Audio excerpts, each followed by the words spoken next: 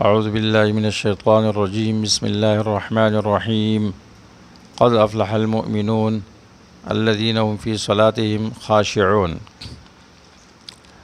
سورۃ المؤمنون کے فوائد و لطائف کا بیان۔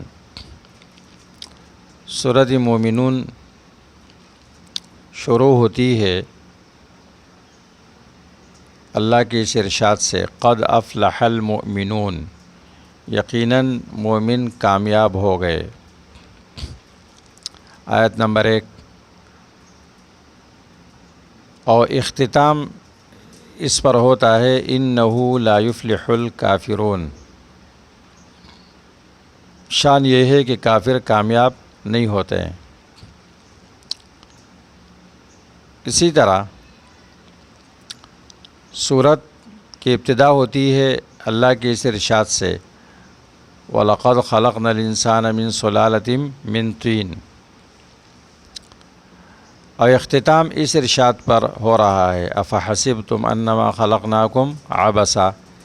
انسان کو ہم نے گاری سے پیدا کیے، نچوڑے ہوئے مٹی سے، اور اختتام اس پر ہو رہا ہے، کیا تم نے گمان کیا کہ ہم نے تمہیں بے فائدہ پیدا کیا ہے اور تم لوٹ کر نہیں آؤ گے۔ اس میں ابتدا و انتہا کی اس جوڑ میں یہ بیان کیا جاتا ہے کہ انسان کی پیدائش کی حکمت کیا ہے۔ انسان کی پیدائش کی حکمت بتائی جا رہی ہے، اور یہ بات بیان کی جا رہی ہے کہ فلاح اور کامیابی ایمان اور اہل ایمان کے اوصاف کے ساتھ متصف ہونے کے بغیر نہیں ملتی۔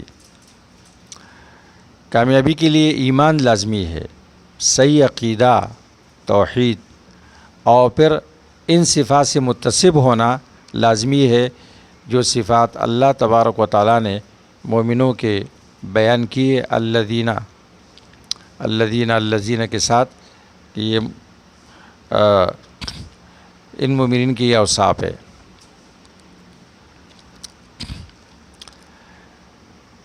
ہر آدمی یہ چاہتا ہے کہ وہ کامیاب مومن بنے، تو کامیاب مومن کون سا ہے؟ جو ان صفات سے متصف ہو۔ جس کے اندر یہ صفات نہ ہو، وہ لاکھ دعویٰ کرے کہ میں کامیاب مومن ہوں، تو وہ ایک زبانی دعوت ہو سکتا ہے، لیکن وہ کامیاب مومن نہیں۔ قد افلح المؤمنون، فلاح اس کامیابی کو کہا جاتا ہے جو انسان کو محنت کے بعد ملتی ہے، اس کو کہتے ہیں فلاح۔ فلاح کے معنی پاڑنا۔ کسان کو یہ فلاح کہتے ہیں، وہ زمین کو چیرتا ہے، ہل چلاتا ہے، اس کے بعد اس کو زمین کی پیداوار اور زمین سے پیدا ہونے والے اناج اور پھل اور بہت کچھ مل جاتا ہے، لیکن یہ سب کچھ اس کی محنت کے بعد یہ کامیابی اس کو حاصل ہوتی ہے۔ اس طرح مومن دنیا میں محنت کرے گا، ایمان کی محنت کرے گا، ان صفات سے متصف ہوگا، تو آخرت والی کامیابی اس کو ملے گی۔ سورت کا بنیادی محور مومنین کی صفات کے درمیان تقابل، مومنین، ناجحین، کامیاب مومنوں اور ناکام لوگوں کی صفات میں تقابل، اور کافروں کا انجام۔ سورت کے موضوعات۔ پہلا موضوع اس سورت میں یہ ہے کہ اس میں مومنین کے بدلے کا بیان ہے، آیت نمبر 1 سے لے کر 9 تک۔ دوسرا موضوع اس میں پہلا موضوع مومنین کی صفات کا بیان، آیت نمبر 1 سے لے کر 9 تک۔ دوسرا موضوع مومنین کی جزا کا بیان، 10 نمبر آیت سے لے کر 11 تک۔ نمبر 3، مومنوں کی تاریخ بیان کی گئی ہے، نسلاً بعد نسل. آیت نمبر 23 سے لے کر آیت نمبر 50 تک. چوتھا موضوع مومنین کی کچھ اضافی صفات کا ذکر کیا گیا ہے 57 نمبر سے لے کر 61 نمبر تک. کافروں پر حجت قائم کی گئی ہے ادلہ عقلیہ کے ساتھ 78 نمبر سے لے کر 91 نمبر آیت تک. چھٹا موضوع مومنین کا انجام کافروں کا انجام ذکر کیا گیا ہے 99 سے لے کر 111 نمبر آیت تک. ساتواں موضوع مغفرت کی دعا اور رحمت کی دعا یہ اللہ کی طرف محتاج ہونے و عجز کی دلیل ہے، اور یہ مومنین کے بڑے اوصاف میں سے ہے کہ وہ اللہ سے یہ دعا مانگتے ہیں. ان کو اللہ کی طرف سے حکم دیا گیا ہے قُلْ رَبِّ اغْفِرْ وَارْحَمْ وَأَنْتَ خَيْرُ الرَّاحِمِينَ 118 نمبر آیت.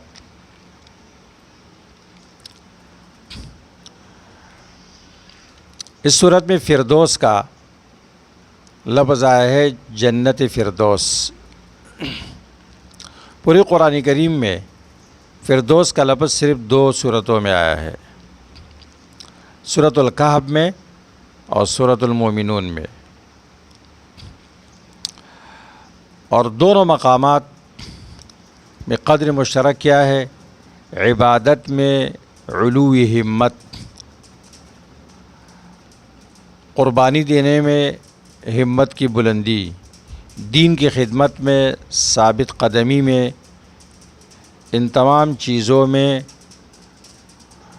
عالی ہمت لوگوں کا ذکر کیا گیا ہے کہ یہ عالی ہمت لوگوں کا کام ہے.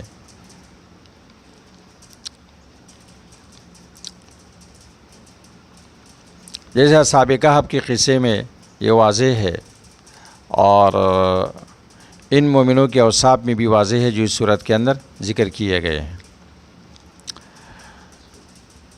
بندے کے لیے مناسب ہے، ہر انسان کے لیے، کہ وہ اپنے نفس کا محاسبہ کرتا رہے اور اپنے اعمال میں نظر کرتا رہے، اور اللہ تبارک و تعالیٰ نے جو انعامات اس پر کی ہے اس میں بھی غور و فکر کرتا رہے، اس خوف سے کہ کہیں یہ استدراج نہ ہو اللہ کی طرف سے. اگر انسان کے پاس نعمتیں ہیں اور اللہ کی اطاعت نہیں ہے تو اس کو ڈرنا چاہیے کہ اللہ کی طرف سے ڈیل ہے، استدراج ہے. آیت نمبر 55 سے لے کر 56 تک یہ بیان کیا گیا اَيَحْسَبُونَ أَنَّمَا نُمِدُّهُم بِهِ مِن مَّالٍ وَبَنِينَ نُسَارِعُ لَهُمْ فِي الْخَيْرَاتِ بَل لَّا يَشْعُرُونَ. ہم نے جو ان کو مال اولاد سے نوازا ہے ان کو، اور ان کو جلدی جلدی بلائیاں اور خوشیاں دے رہے، یہ کیا سمجھتے ہیں کہ یہ ان کے لیے بہتر ہے؟ یہ مقرب ہے کیا؟ انسان کے اوپر اللہ کی نعمتیں ہو اور طاعت نہ ہو، بندگی نہ ہو، تو یہ اللہ کی طرف سے ڈیل ہے.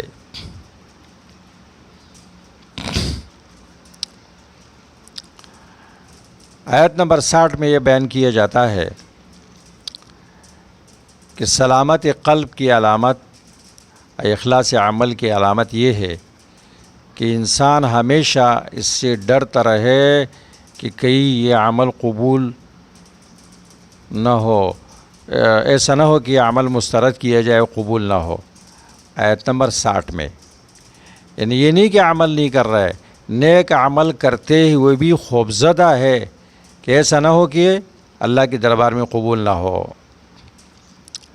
عائشہ رضی اللہ تعالی عنہا نے اس آیت کے متعلق، آیت نمبر 60 کے متعلق رسول اللہ صلی اللہ علیہ وسلم سے سوال کیا. کہنے لگے اللہ کے رسول اہم الذین یذنبون وہم مشفقون، کیا یہ وہ لوگ ہیں کہ جو گناہ کریں گے اور اللہ سے ڈریں گے؟ آپ نے فرمایا لا بل هم الذین یصلون وهم مشفقون، بلکہ یہ تو وہ لوگ ہیں کہ نماز پڑھتے ہوئے بھی اللہ سے ڈریں گے، ویصومون وهم مشفقون، روزہ رکھتے ہوئے بھی اللہ سے ڈریں گے، ویتصدقون وهم مشفقون، اور صدقہ کرتے ہوئے بھی ڈریں گے کہ اللہ یتقبل منہم، کہیں ایسا نہ ہو کہ یہ قبول نہ کیا جائے ہم سے۔ رواہ الترمذی۔ آج کل لوگ نیک عمل کر کے ایسا خوش ہوتے ہیں، اسے میڈیا پہ ڈالتے ہیں، دنیا کو دکھاتے ہیں، اور بڑے ناز و نخرے کہ ہم نے نیک عمل کیا۔ تو اللہ تعالیٰ نے کامل مومنوں کے اوصاف میں یہ ذکر کیا ہے کہ عمل کر کے وہ شرمندہ ہوتا ہے اور خوفزدہ ہوتا ہے کہ ایسا نہ ہو کہ میرے یہ عمل قبول نہ کیا جائے، کہیں مسترد نہ کیا جائے۔ ربیع ابن خیثم رضی اللہ عنہ عبداللہ بن مسعود رضی اللہ تعالیٰ عنہ کے شاگردوں میں سے، رحمہ اللہ، عبداللہ بن مسعود رضی اللہ تعالیٰ عنہ کے شاگردوں میں سے ہے۔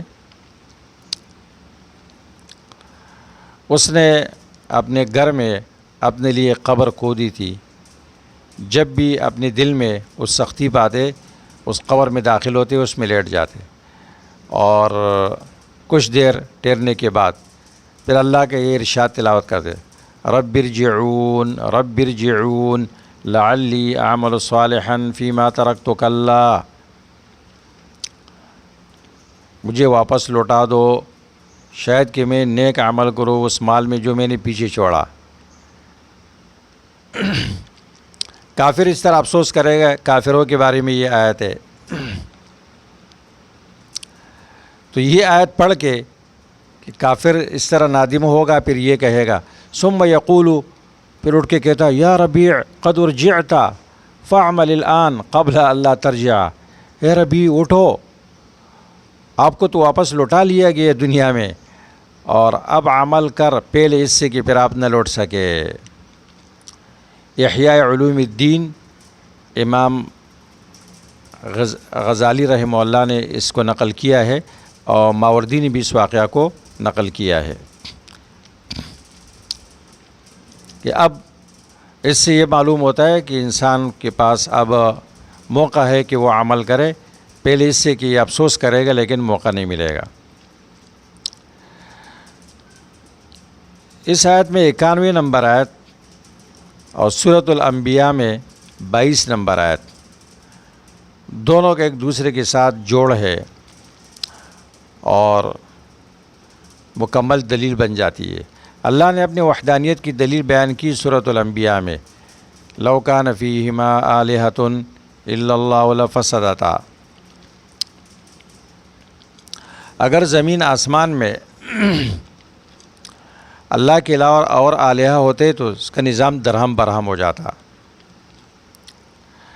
اس صورت کے 91 نمبر آیت میں اللہ یہ فرماتے ہیں، مَتَّخَذَ اللَّهُ مِن وَلَدٍ، اللہ نے کوئی نائب مقرر نہیں کیا، وَمَا كَانَ مَعَهُ مِنْ إِلَٰهٍ، اللہ کے ساتھ کوئی اور الہ بھی نہیں ہے۔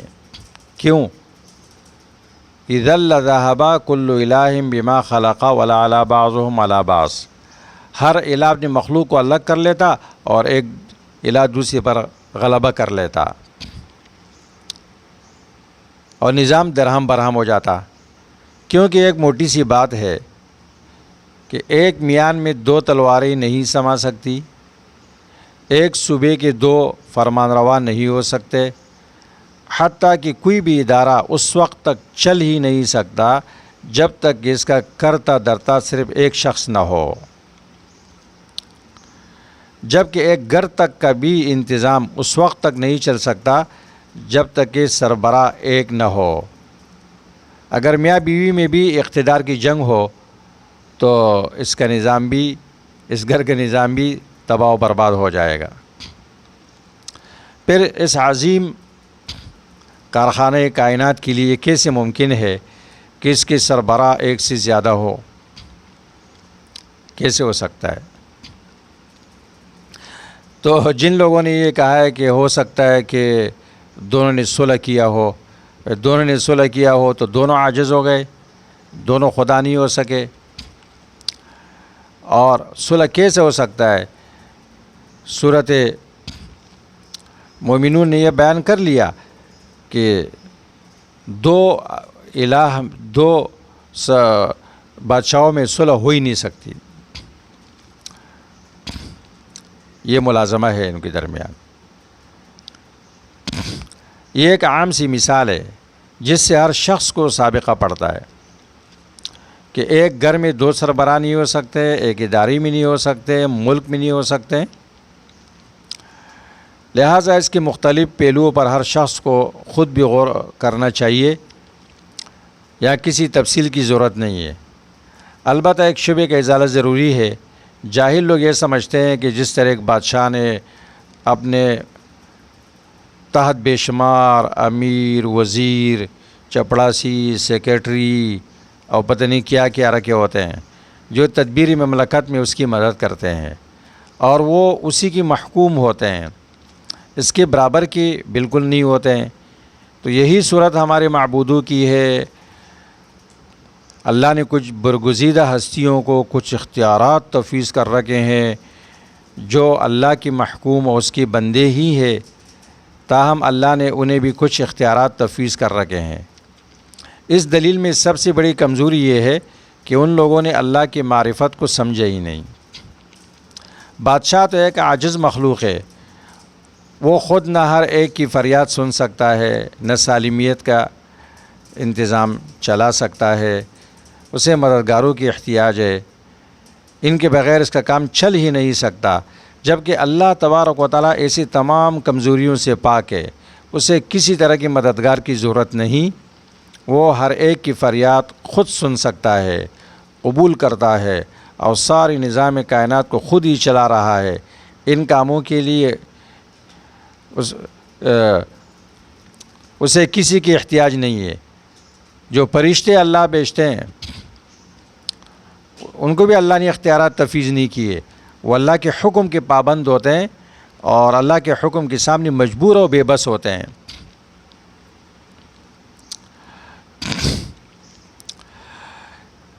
لہٰذا اللہ تبارک و تعالیٰ کو عاجز بادشاہ پر قیاس کرنا انتہائی غلط قیاس ہے جو مشرکین کرتے ہیں.